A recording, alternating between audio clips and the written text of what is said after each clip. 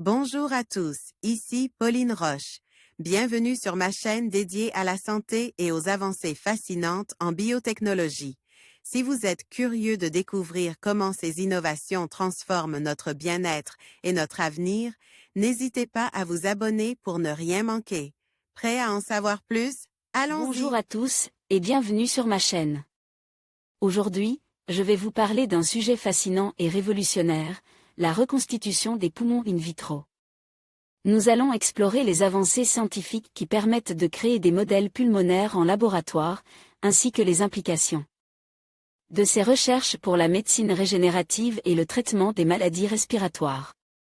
Restez avec moi pour découvrir comment ces innovations pourraient transformer notre approche de la santé pulmonaire et offrir de nouvelles perspectives pour les patients.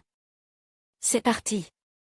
La reconstitution complète d'organes pour soigner des malades est une utopie vers laquelle les chercheurs essaient de tendre. Des poumons artificiels made in labo, issus de 2 laboratoires distincts sont prometteurs. La puce poumon mime les particularités biologiques et mécaniques des vrais poumons et pourra être utilisée comme modèle d'étude. Christine Johnson, séance si des organes simples ont déjà été reconstitués in vitro, la peau par exemple, les poumons forment. Un système compliqué base sur des échanges gazeux. Il n'a jamais été possible de recréer une telle complexité in vitro. Toutefois, ces derniers jours, 2 articles publiés dans la revue Science donnent de l'espoir pour la conception in vitro d'organes pouvant remplacer les poumons défaillants. Le premier article, issu des recherches développées à l'Université de Yale aux États-Unis, décrit une technique de reconstitution d'un poumon, à partir d'un poumon, de cellularise. Ce procédé auparavant test sur un cœur avait déjà fait ses preuves. Il consiste à décoller les cellules à l'aide d'un détergent, ne laissant que la structure basale de l'organe constituée de matrices extracellulaires fibreuses. Dans le cas des poumons, les structures des vaisseaux sanguins et des voies aériennes sont conservées. Cette charpente est ensuite mise en culture pendant 8 jours dans bioréacteur. Il contient un milieu mimant le liquide fœtal et dans lequel baigne un mélange de cellules pulmonaires. Les chercheurs ont montré que les cellules ont pu coloniser la structure basale et que chaque type cellulaire a su trouver sa place. Afin de reconstituer un poumon fonctionnel. Transplante dans un rat, ces poumons ont été capables de se remplir des RR de façon cyclique et d'effectuer des échanges gazeux entre le dioxygène et le dioxyde de carbone pendant plus de 2 heures. Les enjeux semblent énormes mais les limites sont réelles. Pour éviter les rejets, la compatibilité entre le patient et le poumon est essentielle mais la faible multiplication des cellules pulmonaires des patients malades constitue un vrai problème. Il faudrait alors utiliser des cellules souches pluripotentes induites, CSP, à partir de cellules prélevées sur le patient, et qui, elles, se multiplient plus facilement. Mais elles ne sont toujours pas bien maîtrisées. Autre problème majeur, l'expérience n'a été concluante que sur une durée très courte, ce qui est encore loin d'être satisfaisant.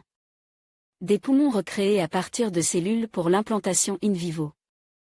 Les poumons ont d'abord été décellularisés, puis plongent dans une solution contenant des cellules pulmonaires. Les organes reconstitués ont été réimplantés dans une souris, et on fonctionne plus de 2 heures. Laura Niclason et Thomas Petersen, séance un poumon sur une puce. Le deuxième poumon artificiel tient sur une puce de 1 à 2 cm.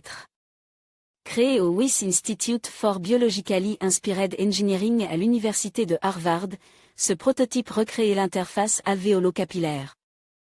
La face inférieure est recouverte de cellules pulmonaires et la face supérieure est recouverte de cellules sanguines, séparées par une fine couche poreuse et flexible.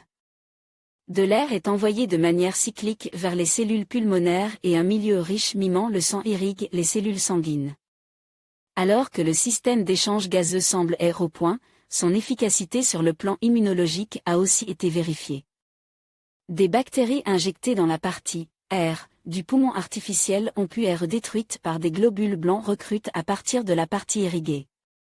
Cependant, cet outil n'a pas pour objectif de remplacer un organe malade mais plutôt de pouvoir étudier facilement et à moindre coût cette interface cellulaire encore mal appréhendée. Il pourra même permettre de remplacer l'utilisation d'animaux pour tester l'efficacité de molécules vouées à traiter certaines maladies du poumon ou au contraire de mimer les effets de diverses agressions comme la pollution ou les nanoparticules. Ces deux avancées sont vraiment surprenantes et laissent surtout espérer une évolution radicale des transplantations. Alors que les organes disponibles sont trop rares. Il y a même fort à parier que les chercheurs soient déjà en train de réaliser le même type d'expérience en ciblant d'autres organes. En conclusion, la recherche sur les poumons reconstitués in vitro ouvre des perspectives prometteuses pour la médecine régénérative et le traitement des maladies pulmonaires.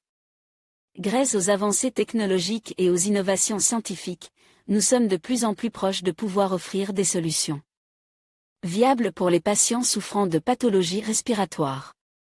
Ces travaux pourraient non seulement améliorer la qualité de vie de millions de personnes, mais aussi transformer notre approche de la transplantation d'organes. L'avenir de la médecine semble donc s'orienter vers des horizons fascinants, où la bioingénierie et la biologie cellulaire joueront un rôle clé dans la guérison des maladies. Merci de votre attention et à bientôt pour de nouvelles découvertes.